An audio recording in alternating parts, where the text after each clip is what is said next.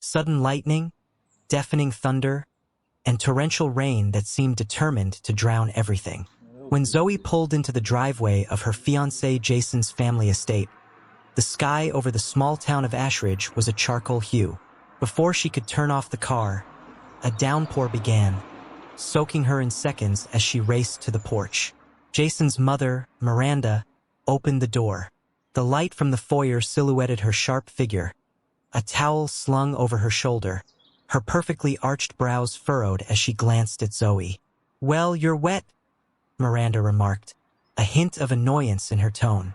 She stepped aside to let Zoe in but didn't offer the towel. Zoe's heart sank. Miranda was intimidating enough on an ordinary day. Jason had warned her about his mother's perfectionism and sharp tongue, but nothing could prepare Zoe for the reality of her future mother-in-law. Miranda's house was spotless, her posture was impeccable, and her words always carried the weight of judgment. "I'm sorry," Zoe stammered, dripping onto the expensive marble floor. "The storm. Storms don't give warning, do they?" Miranda cut her off, her tone icy. "Jason is out back. You should change before you catch a cold." Before Zoe could reply, Jason appeared, his face lighting up when he saw her. "Zoe, you made it. I was starting to worry." She smiled, her tension easing slightly as he kissed her cheek. But even as Jason led her upstairs to dry off, she could feel Miranda's gaze boring into her back, like a predator sizing up its prey. The hidden letter later that evening. The storm raged on outside, shaking the windows with every clap of thunder.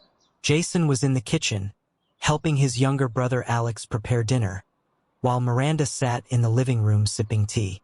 Zoe excused herself to explore the house, curious about the life Jason had led before they met. The house was massive, filled with ornate furniture and gilded portraits of stern-looking ancestors. It was in the library, tucked behind rows of dusty books, that Zoe stumbled upon something unexpected. A letter, half crumpled and shoved hastily between two volumes of poetry. The handwriting was unmistakable, Miranda's elegant script, but it wasn't addressed to anyone Zoe recognized. Intrigued, she opened it. "Dearest E," it began, "I can no longer hide what we are. The choices I've made, the lies I've told, they've all been for Jason's sake. But I cannot go on pretending, not when my heart still belongs to you." The rest was water-stained, illegible. Zoe's pulse quickened. Who was he? And what did Miranda mean by what we are? She slipped the letter into her pocket, her mind racing. This wasn't the sort of secret you stumbled upon lightly. Dinner confessions, the tension at dinner was palpable. The storm outside mirrored the atmosphere within the dining room. Miranda sat at the head of the table, her presence dominating the space. Jason and Alex chatted about their childhood antics, but Zoe could barely concentrate. Her mind kept drifting back to the letter. "Zoe," Miranda's voice cut through the chatter, snapping Zoe back to the present. "How do you like the lamb?" "Oh, it's delicious," Zoe replied, forcing a smile. Miranda studied her, her sharp eyes narrowing. "You've been awfully quiet tonight. Is something on your mind?" Jason laughed nervously. "Mom, stop interrogating her. She's probably just tired from the drive." But Miranda wasn't convinced. She leaned forward, her gaze unrelenting. "This family doesn't keep secrets, Zoe. If something is troubling you, you should say it." Zoe's heart pounded. Did Miranda know about the letter? The silence stretched uncomfortably until Alex cleared his throat, breaking the tension. "So, Zoe, have you seen the garden? It's really beautiful at night." Grateful for the distraction, Zoe nodded and excused herself. But as she stepped outside, the wind whipping her hair around her face, she couldn't shake the feeling that Miranda's words were more of a warning than an observation. The garden was a maze of perfectly trimmed hedges and vibrant flowers, their colors muted under the stormy sky. Zoe wandered aimlessly, the letter weighing heavily in her pocket. She needed to tell Jason, but what could she say? "Hey, your mom's hiding a scandalous love affair?" It sounded ridiculous even in her head. She was so lost in thought that she didn't notice the figure approaching until he was almost upon her. "Zoe." Alex's voice was soft, almost hesitant. "Are you okay?" She turned to face him, surprised. "I'm fine. Just needed some air." He nodded, his expression unreadable.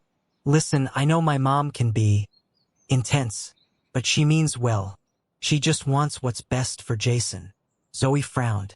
"What about what's best for Jason's fiancée?" Alex chuckled, a dry, humorless sound. "You're tougher than you look. You'll be fine."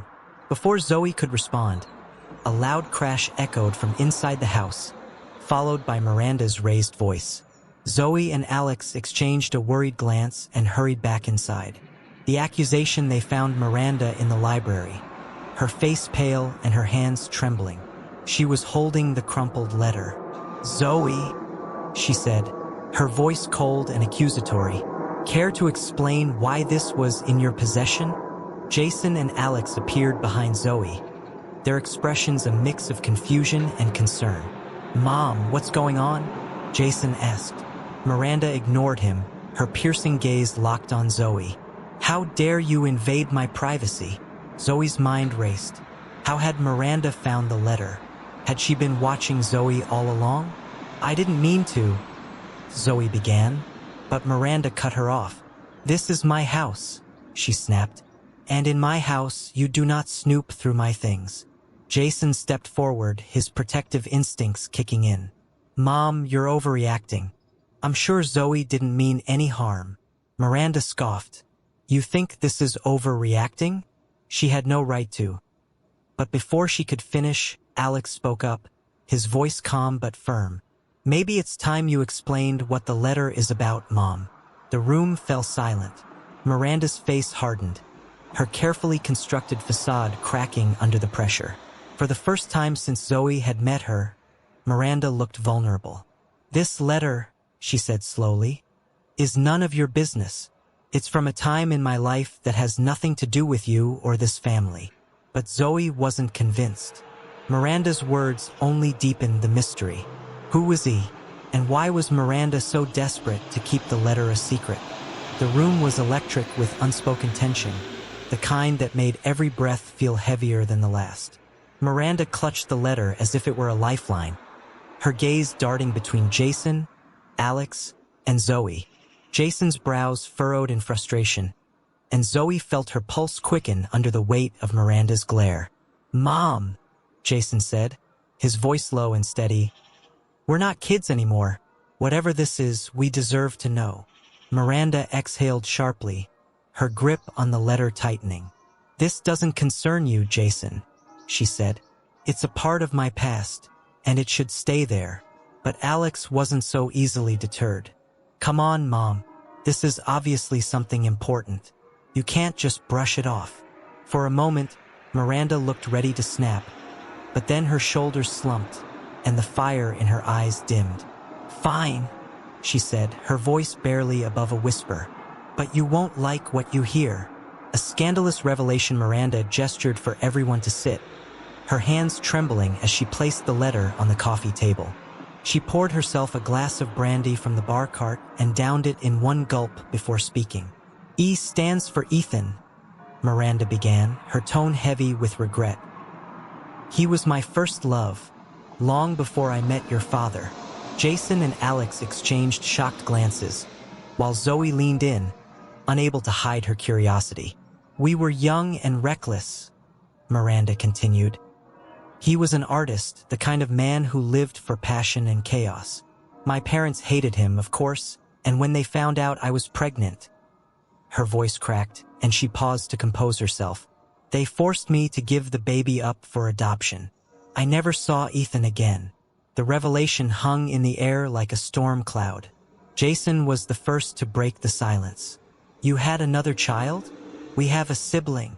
Miranda nodded, tears brimming in her eyes. "Yes, a boy. I never wanted to give him up, but my parents didn't give me a choice. They said it would ruin the family's reputation." Zoe's heart ached for Miranda, but a question gnawed at her. "If that's the case, why keep the letter?" Miranda sighed. Ethan sent it to me years later, begging me to come back to him. He didn't know I'd been forced to give up the baby. He thought I'd abandoned them both. Her voice dropped to a whisper. I kept it because it's the only thing I have left of him. Unraveling connections, the storm outside showed no signs of letting up, and the tension in the room was just as relentless. Jason and Alex were grappling with the revelation, their expressions a mix of shock and disbelief. Zoe, however, was struck by something else. A memory. Ethan, she murmured, the name triggering a spark of recognition. Did he ever go by Ethan Crane? Miranda's head snapped up. Yes. How do you know that name? Zoe's stomach flipped. I think I've met him, or at least someone who claimed to be him. Jason turned to her, his confusion evident. What are you talking about? A few months ago, Zoe explained, I was at a gallery opening in Chicago. There was an older man there, an artist who introduced himself as Ethan Crane. He mentioned he'd been looking for someone, but he didn't say who. Miranda's eyes widened. Are you sure it was him? I think so, Zoe said. He was intense. He had this way of looking at you, like he could see right through you. Miranda stood abruptly, her chair scraping against the floor. I need to find him, she said, her voice filled with urgency. If he's still alive, I need to know. A mysterious visitor the next day. The storm had passed, leaving the world outside drenched but eerily calm. Miranda was uncharacteristically quiet at breakfast, her mind clearly preoccupied with thoughts of Ethan. Jason and Alex tried to keep the mood light, but the weight of the previous night's revelations hung heavy in the air. As Zoe sipped her coffee, a knock at the front door shattered the silence.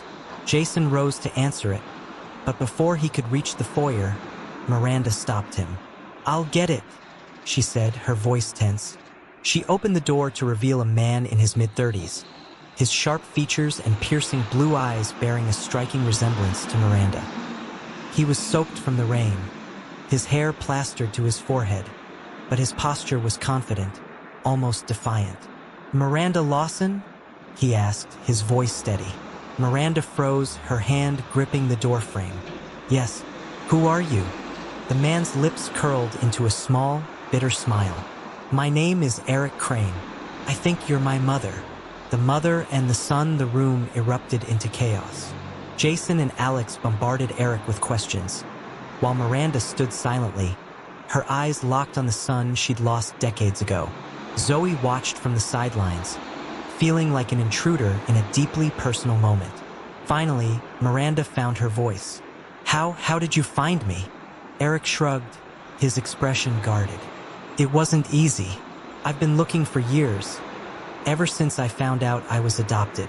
I followed Ethan's trail to Chicago, and someone there mentioned you.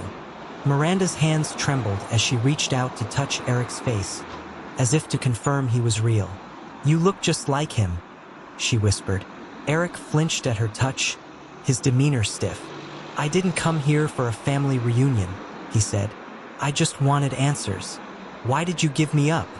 Miranda's face crumpled, and tears spilled down her cheeks. I didn't want to, she said, her voice thick with emotion. I was forced to, if I could take it back. But Eric shook his head, his expression hardening. You can't take it back, and you can't make up for it either. A new threat as Eric's words hung in the air. Zoe noticed something out of the corner of her eye, a figure watching from the garden. She turned her head, but the figure was gone before she could get a clear look. Did anyone else see that? She asked, interrupting the tense exchange. Jason frowned. See what? There was someone outside, Zoe said. In the garden. Jason and Alex exchanged a wary glance, and Alex grabbed a flashlight. I'll check it out. Zoe followed him, her heart pounding as they stepped into the garden. The air was heavy with the scent of rain and earth, and the only sounds were their footsteps on the wet grass. They found no sign of anyone, but when they returned to the house, the sense of unease lingered. Miranda was still sitting with Eric, her hand clutching his as she pleaded for forgiveness. Jason hovered nearby, his protective instincts on high alert. Zoe pulled him aside. I don't think this is over, she said. Something doesn't feel right. Jason nodded, his jaw set. Let's keep our eyes open. As the night wore on, the family tried to navigate their newfound reality. But in the shadows, secrets still lingered, waiting to strike. The night after Eric's unexpected arrival was restless. The house, usually echoing with Miranda's brisk commands or Jason and Alex's playful banter, was cloaked in an uneasy silence. Zoe lay in bed, staring at the ceiling, her mind racing with questions. Who had been watching them from the garden? Was it someone connected to Ethan? Or was it something worse? She rolled over and glanced at Jason, who was already asleep, his chest rising and falling steadily. Zoe envied his ability to push everything aside, even if just for a night. Her thoughts were a labyrinth she couldn't escape. Unable to shake the sense of unease, she slipped out of bed and crept downstairs. The house was dark, but she felt a strange pull toward the garden. She grabbed a flashlight from the kitchen and stepped outside, the cold night air wrapping around her like a shroud. The hidden clue, the garden, was eerily quiet, the only sound the crunch of gravel under her shoes. Zoe shone her flashlight over the hedges, half expecting someone to leap out at her. But the garden seemed empty until she noticed something glinting near the fountain. She crouched down and picked up a gold cufflink, its surface engraved with an intricate crest. It wasn't Jason's or Alex's. She knew that much. Zoe pocketed the cufflink, her mind racing with possibilities. Was it Eric's or someone else's entirely? As she turned to head back inside, a shadow shifted in her peripheral vision. Zoe froze, her heart hammering in her chest. "Who's there?" she called out, her voice trembling. No response. She spun around, shining her flashlight wildly, but the garden was still, too still. With her nerves fraying, Zoe hurried back into the house, locking the door behind her. Eric's story the next morning.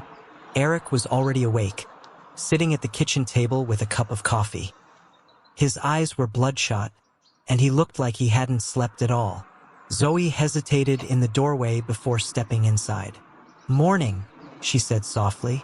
Eric glanced up, his expression guarded. "Morning."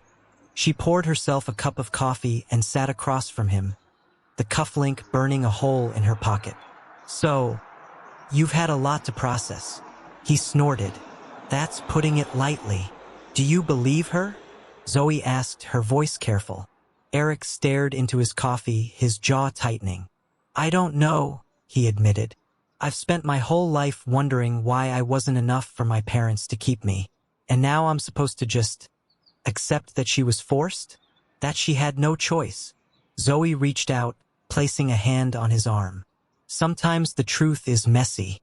It doesn't make it hurt any less, but it might help you understand." Eric looked at her, his eyes searching. "You seem too good for all this," he said. "For Jason. For this family." Zoe smiled faintly. "That's debatable." The return of the past later that afternoon, Miranda announced that she wanted to visit Ethan's old gallery in Chicago. She insisted that Eric come with her, hoping to mend their fractured relationship. Jason offered to drive, and Zoe decided to tag along, partly out of curiosity and partly because she didn't want to be left behind in the unsettling house. As they piled into the car, Miranda clutched the gold-lettered invitation to Ethan's gallery reopening. "I should have gone when I first received this," she murmured. "Maybe it wouldn't have taken so long to find him." Eric, sitting in the back seat, rolled his eyes. "Let's not rewrite history, Mom." Jason shot him a warning glance in the rearview mirror, but Miranda stayed silent, her fingers gripping the invitation tightly. An ominous arrival. The gallery was in the heart of downtown Chicago, a modern building with sleek lines and a minimalist design. The sign out front read, "Ethan Crane, a retrospective." As they stepped inside, the air was thick with the scent of varnish and fresh paint. The walls were lined with Ethan's works, abstract paintings that seemed to pulse with emotion. Zoe found herself drawn to a particular piece, a swirling mix of blues and golds that felt almost alive. "That was his favorite," a voice said behind her. Zoe turned to find a woman in her late 50s, her silver hair styled into an elegant bob. She wore a tailored suit and exuded an air of authority. "I'm Claire," the woman introduced herself, "Ethan's agent and his closest friend." Miranda stepped forward, her eyes narrowing. "Where is he?" Claire's smile faltered. "I'm afraid Ethan passed away 3 months ago. A heart attack." The news hit Miranda like a physical blow. She swayed, and Jason rushed to steady her. "I'm so sorry," Claire said, her voice filled with genuine sympathy. "He spoke of you often. You were the one that got away." An unexpected twist as they absorbed the news. Claire gestured toward a small side room. "There's something you should see. Ethan left it for you." The room was dimly lit, its only occupant a single painting draped in cloth. Claire pulled the cloth away, revealing a portrait of Miranda as a young woman. Her expression in the painting was serene, her eyes full of longing. Zoe noticed something strange about the background. Among the soft, dreamy brushstrokes, there was a faint, almost imperceptible silhouette, a man standing in the shadows. "Who's that?" Zoe asked, pointing to the figure. Claire frowned. "Ethan never said. He called it the Watcher." Miranda stared at the painting, her hands trembling. "It's him," she whispered. "My father. He always watched, always controlled." Even now, her voice trailed off, and Zoe felt a chill run down her spine. Could the figure in the painting be connected to the one she'd seen in the garden? Danger lurks as they left the gallery. Miranda seemed lost in thought, clutching a photo of the painting Claire had given her. Eric, meanwhile, was uncharacteristically quiet, his earlier bravado replaced by a somber mood. Jason's phone buzzed as they drove back to Ashridge. He glanced at the screen and frowned. "It's Alex. He says someone broke into the house." "What?" Zoe exclaimed. "Is he okay?" "He says he's fine," Jason replied. "But the place is a mess. They didn't take anything, though." Miranda's knuckles turned white as she gripped the photo. "It's starting again," she murmured. "What's starting?" Zoe asked, her voice filled with alarm. But Miranda didn't answer, her eyes fixed on the road ahead. When they arrived back at the house, the damage was worse than Jason had let on. Furniture was overturned, drawers had been emptied, and family photos lay shattered on the floor. Alex met them at the door, his face pale and drawn. "I didn't hear anything until it was too late," he said, running a hand through his hair. "They must have broken in through the back. Whoever it was, they didn't take anything. They just tore the place apart." Zoe's eyes scanned the destruction, her mind racing. "This wasn't random," she said. "Whoever did this was looking for something." Jason stepped forward, his jaw tightening. "Then they didn't find it. But we need to figure out what it is before they come back." Miranda stood silently in the doorway, clutching the photo of the painting. Her face was a mask of fear and fury. "It's him," she said softly, almost to herself. "He's trying to control me again, even from the grave." Zoe and Jason exchanged a worried glance. They needed answers, and fast. The discovery the family spent the next few hours cleaning up the mess. Miranda was uncharacteristically quiet, her focus entirely on restoring order. Zoe took the opportunity to slip away to the library, the cufflink still in her pocket. She pulled the heavy door shut behind her and sat down at the desk, placing the cufflink under the lamp. The crest engraved on its surface was intricate, 2 crossed keys beneath a crown. It looked familiar, but she couldn't place where she'd seen it before. A sudden thought struck her, and she began rummaging through the desk drawers. Near the bottom, buried beneath old papers, she found a leather-bound journal. The initials EC were embossed on the cover. Ethan Crane. Zoe opened the journal carefully, the pages yellowed with age. Most of it was filled with sketches and musings, but one entry near the middle caught her eye. "I'm being watched. Every time I think I've lost him, he finds me again. He's always there, in the shadows. I fear for Miranda. If she ever returns, he'll come for her too." Her blood ran cold. Ethan's words seemed to confirm her worst fears. Someone, or something, had been watching them, and it wasn't over. The cryptic letter Zoe brought the journal to Jason and Alex, who had just finished cleaning the living room. They pored over the entry together, their expressions darkening with each word. "This can't be a coincidence," Jason said, his voice grim. "Ethan knew something, and if this is true, whoever's behind this isn't going to stop." Alex frowned, his eyes narrowing. "What about the cufflink? Did you figure out where it came from?" Zoe shook her head. "Not yet, but the crest looks familiar. I think it might be connected to a family or an organization." Miranda entered the room, her gaze falling on the journal. "Where did you find that?" she demanded. "In the library," Zoe admitted. "It was Ethan's, wasn't it?" Miranda hesitated, then nodded. "He gave it to me before I left him. He said it would protect me, but I never understood how. I thought it was just paranoia." Jason crossed his arms. "Well, it's not paranoia anymore.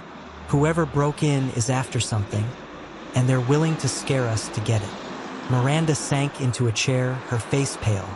"Then we need to find it first."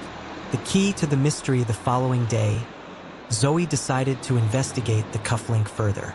She took it to a local historian in Ashridge, a retired professor named Dr. Leonard Hayes. His home was cluttered with books and artifacts, but his eyes lit up when she showed him the cufflink. "Interesting," he said, peering at it through a magnifying glass. "This crest belongs to the Order of the Silver Key, an old, secretive society."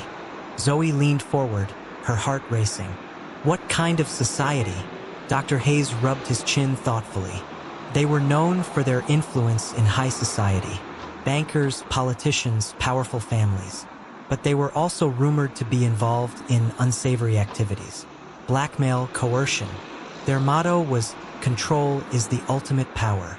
Zoe's stomach churned. "Do they still exist?" "Hard to say," Dr. Hayes replied. "Most believe they disbanded decades ago, but some think they simply went underground." She thanked him and hurried back to the house, her mind spinning. If the Order of the Silver Key was involved, this was bigger than she'd imagined. A revelation too late. When Zoe returned, she found Jason and Alex in the study, examining old family records. Miranda was nowhere to be seen. "She's in the garden," Jason said when Zoe asked.